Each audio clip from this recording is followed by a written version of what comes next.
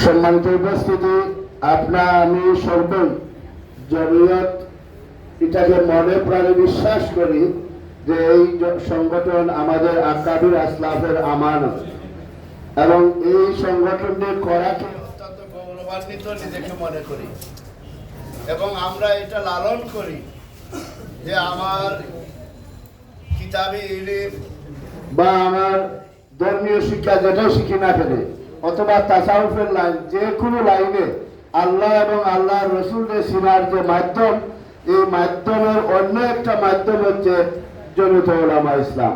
অর্থাৎ উপমহাদেশে ইসলাম যারা এনেছেন, উপমহাদেশের মাধ্যমে কওমি বা এই বুনিয়াদী শিক্ষার প্রচলন যাদের মাধ্যমে হয়েছে, তারাই ছিলেন জমিয়ত উলামা ইসলামের মুরব্বী, তারাই ছিলেন জমিয়ত উলামা ইসলামের প্রতিষ্ঠাতা।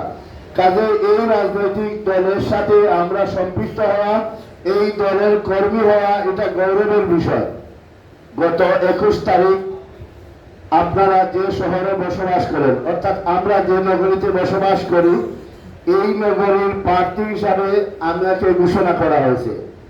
106 বছরের পুরানা ঐতিহ্যবাহী রাজনৈতিক দল, যে দল শাইখুল হিন্দ মাহমুদ হাসান দেওবন্দি রহমতুল্লাহ আলাইহিতে লাগাইয়া এখন পর্যন্ত বাংলাদেশের শীর্ষস্থানীয় উলামা মাশায়েখ করেন, আর এই দলের প্রার্থী হিসাবে আমাকে ঘোষণা করা হয়েছে।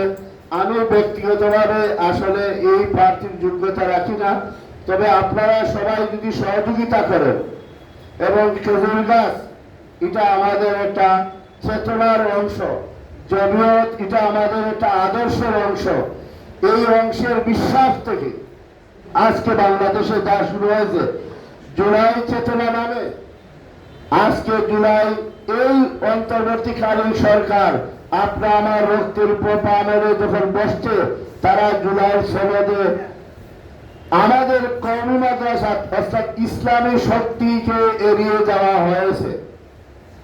আপনাদের স্মরণ আছে 13 সালে এই গুম খুনের সরকারের বিরুদ্ধে যে জাগরণ হয়েছিল শাপলা চত্বরের, এই জাগরণকে অস্বীকার করা হয়েছে।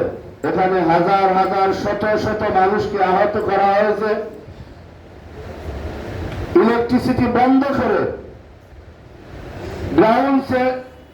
গ্রাউন্ড বাজিয়ে আমাদেরকে বিভ্রান্ত করা হয়েছে, হত্যা করা হয়েছে। শত শত মানুষ আমার ডানে বামে হত্যা হয়েছে, তাদের খোঁজ নেবার মতো সুযোগ নেই। তাদের তদন্ত করে তার পরিবার বিচার করবে, মামলা করবে। এই রাজনৈতিক অধিকার, এই মানবিক অধিকার, এই সামাজিক অধিকার এই দেশে ছিল না।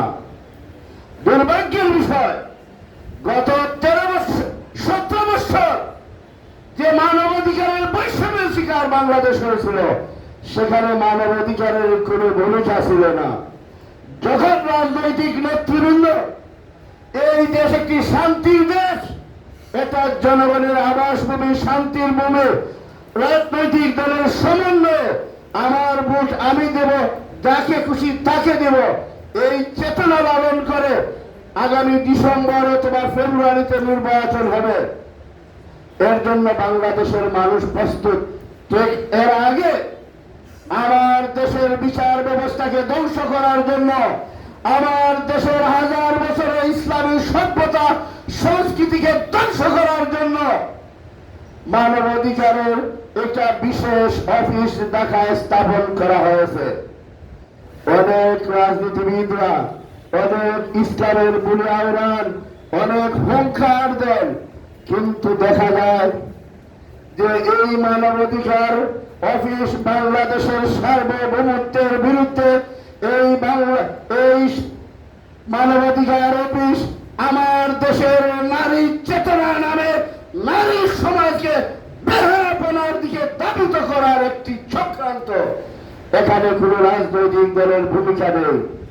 আমরা জাতীয়তাবাদী বিএনপির সাথে বসলাম, এবং অন্যান্য রাজনৈতিক দলের সাথে বসার কারণে অনেকের গাছকলা শুরু হয়ে গেছে। আমরা নাকি জোট করে যাচ্ছি, আমরা নাকি নির্বাচনী বৈতরণী পার করে দেওয়ার ষড়যন্ত্র করছি। পরিষ্কার মনে রাখতে হবে, এই উপমহাদেশের আজাদী সংগ্রাম থেকে লাগাইয়া আজ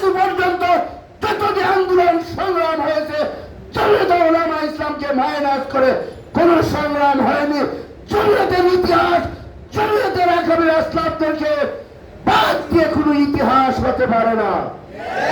আর আমরা যাদেরকে দেখি গত 15 বছর এই স্বৈরাচারী শেখ হাসিনাকে তারা তুষারুদ করে, তাদের পাতানো নির্বাচনে অংশগ্রহণ করে কোটি কোটি টাকার মালিক হয়েছেন, তারা আজ জুলাইয়ের চেতনা আমাদেরকে শোনান, তারা আজ ঐক্যের স্লোগান শোনান।